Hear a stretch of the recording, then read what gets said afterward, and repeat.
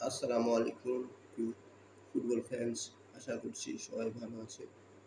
তো আজকে আমি যে বিষয়টি নিয়ে কথা বলতে চাচ্ছি বা বলবো, বর্তমান সময়ের ফুটবলের অন্যতম আকর্ষণ এবং বর্তমান কয়েকদিন ধরেই এই টপিকটি বেশ আলোচিত। আপনারা সকলেই জানেন, যারা ফুটবলের নিয়মিত খোঁজখবর রাখেন আর কি। আপনারা হয়তোবা জেনে থাকবেন যে Real Madrid coach Carlo Ancelotti ব্রাজিলের কোচ হয়েছে। তো এই বিষয়টি নিয়ে অনেক ব্রাজিল ফ্যান অনেক মাতামাতি বলতে পারেন, এক ধরনের মাতামাতি। তারা অনেক ধরনের লেখালেখি, ফেসবুক পোস্ট অনেক কিছুই করেছে। তো আমার কাছে ব্যক্তিগতভাবে মনে হয় না যে একটি বিষয় নিয়ে এতটা মাতামাতি করা ঠিক। কারণ কার্লো আনচেলত্তি কোন লেভেলের কোচ সেটি আমরা সকলেই জানি, যারাই ফুটবলের নিয়মিত খোঁজখবর রাখি বা ফুটবলকে যারাই বুঝি। আপনি কার্লো আনচেলত্তির অবদানকে কোনোভাবেই ছোট করতে পারবেন না। কারণ কার্লো আনচেলত্তি একজন অসম্ভব লেভেলের কোচ। তার coaching career, club coaching career কিন্তু অনেকটা সমৃদ্ধ। কিন্তু প্রশ্নটা যেই জায়গায়, কোচ তো আর খেলে না ভাই। কোচ কি খেলে? খেলে তো প্লেয়ার। এখন আপনারা অনেকেই বলবেন যে আমি হয়তো ভুল বকছি, কিন্তু একটু বিবেক দিয়ে ভেবে দেখুন। কোচ কোচ তো আর খেলে না। তো এই বিষয়টি নিয়ে অনেক মাতামাতি, এত মাতামাতি করা আমার কাছে মনে হয় না।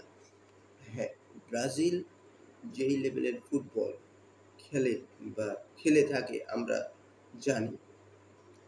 এখন হয়তোবা ব্রাজিলের সেই পুরনো ঝাঁজ বা ফর্ম যাই বলেন না কেন নেই।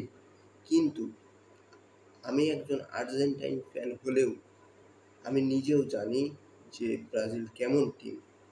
কিন্তু এই যে আনচেলত্তি এসেছে বলে 2026 বিশ্বকাপ ব্রাজিল নেবে বা ব্রাজিল নিয়ে নিয়েছে বা ব্রাজিল তার পুরনো ছন্দে বা পুরনো ফর্মে ফিরে এসেছে, এমনটা কিন্তু নয়।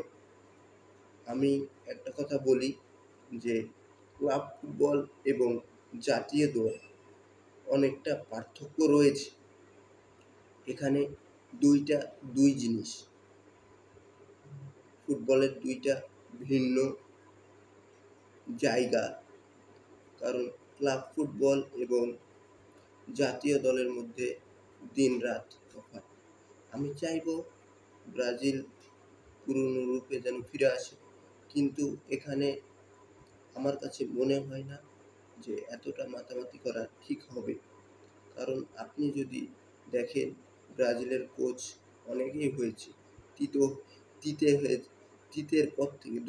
তিতের পর থেকে অনেকেই ব্রাজিলের কোচ হয়েছে।